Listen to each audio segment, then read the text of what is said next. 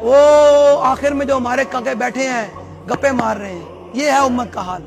امام اعظم ابو حنیفہ حدیث پاک پڑھا رہے تھے تو بچے نہ گیند کے ساتھ نہ کھیل رہے تھے، تو گیند نہ اس نے بچے نے ڈنڈا مارا گیند کو، تو گیند جا کر امام اعظم ابو حنیفہ کے سامنے ایسے ڈیسک کے سامنے جا کر گر گئی۔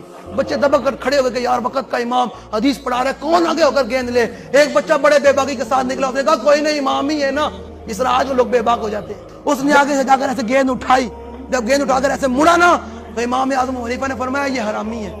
اب اگلی بات ذرا سنیں، لوگوں نے جا کر تحقیق کی تو وہ واقعی حرامی نکلا۔